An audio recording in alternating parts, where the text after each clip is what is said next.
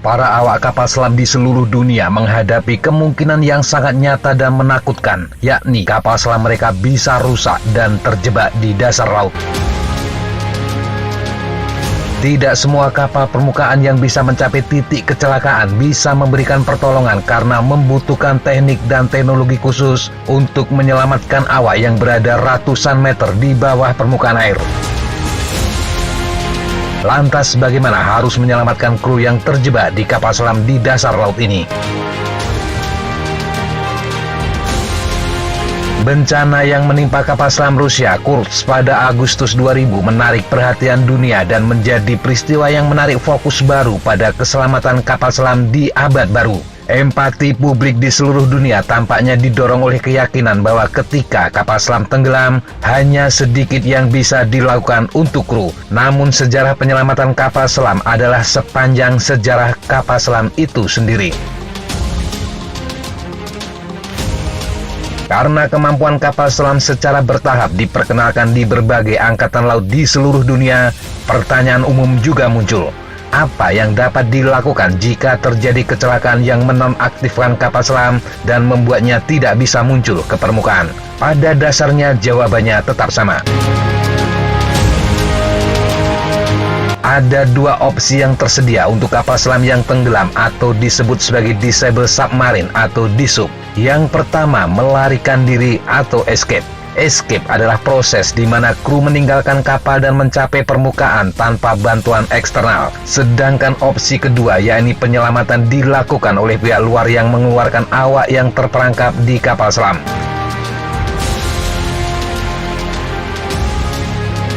Pada awal era kapal selam modern, fokus diberikan untuk escape.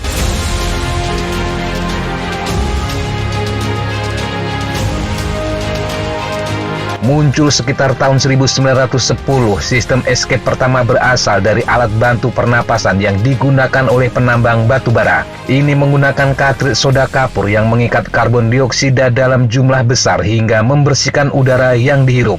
Sistem escape pertama adalah alat pernapasan dragger Jerman yang digunakan saat kapal selam U3 yang tenggelam pada tahun 1911. Sejumlah sistem serupa mengikuti seperti Davis Submarine Escape Apparatus atau DSEA yang diadopsi oleh Angkatan Laut Inggris pada tahun 1929. Selain itu juga Momsenlung yang digunakan oleh Angkatan Laut Amerika sampai tahun 1957.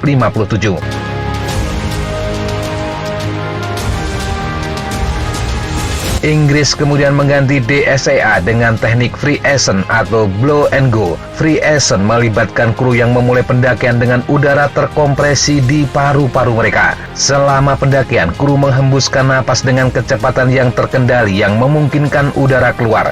Ini adalah proses berkelanjutan karena udara mengembang di paru-paru akibat penurunan tekanan yang dialami dalam perjalanan ke permukaan. Untuk mengatasi kemungkinan terkena penyakit dekompresi, escape akan menggunakan gelembung udara.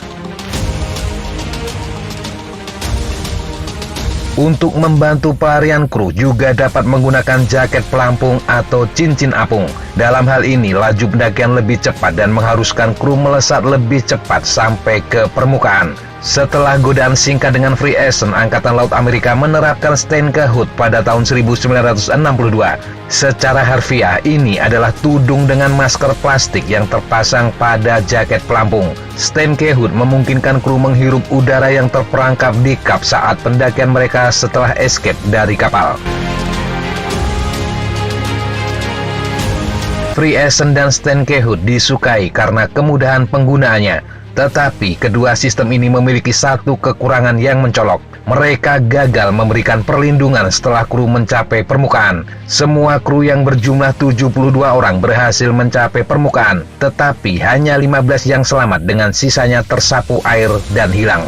Kekurangan ini kembali terbukti dengan bencana Kosomlet pada tahun 1989. Dari 69 awak kapal selam Soviet tersebut, 34 diantaranya yang berhasil naik ke permukaan kemudian meninggal karena hipotermia, gagal jantung, atau tenggelam.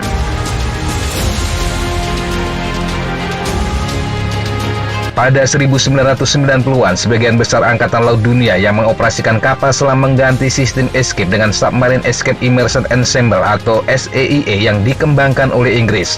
Menggunakan udara yang terperangkap mirip dengan Stanley Hood, SEIE menutupi pengguna sepenuhnya. Dan yang terpenting memberikan perlindungan termal. Selanjutnya, setelan itu memiliki rakit pelampung yang begitu berada di permukaan dapat dikaitkan dengan rakit pelampung yang lain. Alat ini memungkinkan untuk melarikan diri dari kedalaman 185 meter.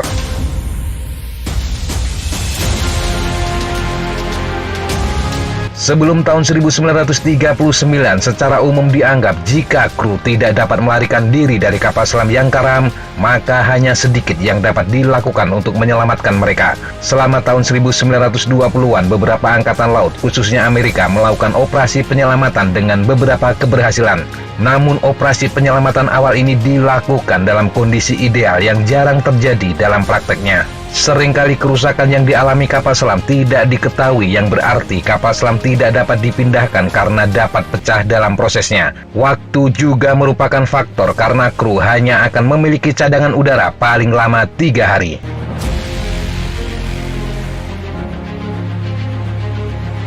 Upaya penyelamatan kapal selam berubah secara dramatis pada tahun 1939 dengan tenggelamnya USS Squalus. Selama uji coba di laut, kegagalan peralatan mengakibatkan banjir di ruang torpedo, ruang mesin, dan tempat tinggal awak, menewaskan 26 dari 59 kru secara instan. Upaya cepat kru yang tersisa mencegah banjir lebih lanjut, tetapi kapal tenggelam 74 meter di bawah permukaan. Karena Squalus melakukan latihan bersama dengan kapal selam lain, yaitu USS Sculpin, dia dengan cepat ditemukan dan alarm dibunyikan. Kapal penyelamat kapal selam Falcon tiba di lokasi dengan timnya dan langsung bekerja. Mommsen, orang yang menemukan Mommsen Lung, menggunakan Miccan Rescue Chamber yang baru dikembangkan dan menghasilkan efek yang luar biasa. Ruangan itu berupa tabung baja besar yang diturunkan dari kapal untuk menutupi pintu keluar kapal selam. Setelah terpasang, maka dimungkinkan untuk mengurangi tekanan udara dan membuka palka yang memungkinkan kru naik ke atas kapal. Menggunakan ruang tersebut, 33 anggota awak diselamatkan dalam 4 perjalanan. Sampai saat ini, hanya penyelamatan kapal selam inilah yang bisa disebut berhasil. Sistem kamar penyelamatan Miccan tetap beroperasi di beberapa angkatan laut kontemporer, termasuk Angkatan Laut Amerika.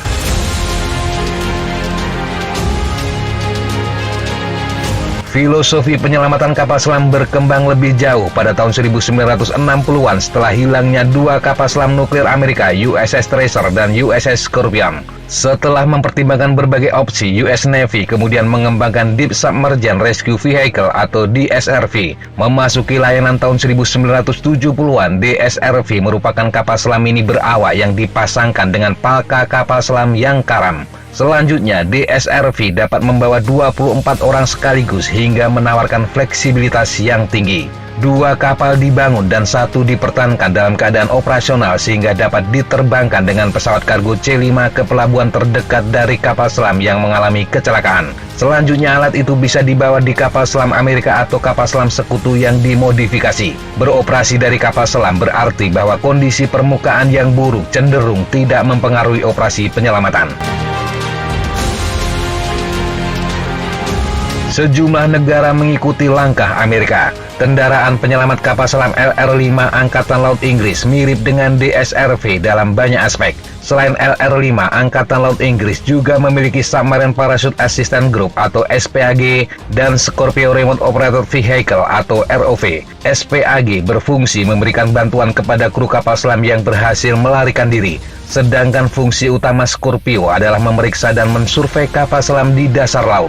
Alat ini juga dapat membersihkan puing-puing dari situs dan mencatat data seperti suhu air yang kemudian digunakan untuk membantu dalam memutuskan strategi penyelamatan yang sesuai.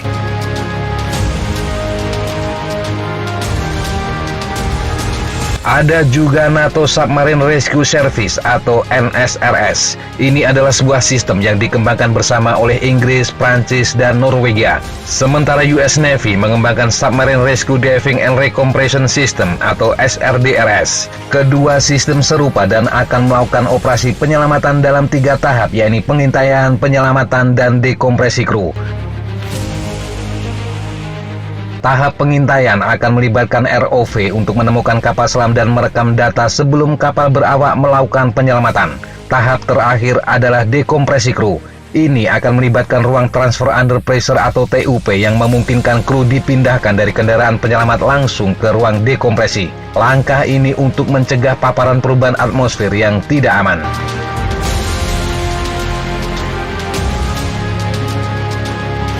Analisa pasca bencana kapal selam Kursk juga akhirnya melahirkan organisasi penghubung pelarian dan penyelamatan kapal selam internasional atau Submarine Escape and Rescue Liaison Organization atau ISMERLO. Tujuan utamanya adalah untuk membantu mengkoordinasikan misi penyelamatan kapal selam. Melalui situs webnya, suatu negara yang memiliki kapal selam rusak dapat mencatat aset apa saja yang tersedia, sedangkan negara yang mampu dapat merespon. Dengan lebih dari 40 negara sekarang mengoperasikan kapal selam, peran ISMERLO sangat penting. Ini tercermin dalam fakta bahwa organisasi tersebut merupakan bagian intrinsik dari latihan penyelamatan kapal selam di seluruh dunia. Namun kecelakaan dan pengalaman praktis membuktikan bahwa penyelamatan kru kapal selam sangat rumit. Tetapi peluang penyelamatan yang berhasil jauh lebih besar daripada sebelumnya. Demikian sahabat Jejak Tapa, informasi yang bisa kita sampaikan untuk kesempatan kali ini. Sampai jumpa di kesempatan yang berbeda. Tetap kunjungi kami di www.jejaktapa.com dan www.flashzona.com. Tetap semangat dan jaga kesehatan. Salam, fly like an eagle, fight like a falcon.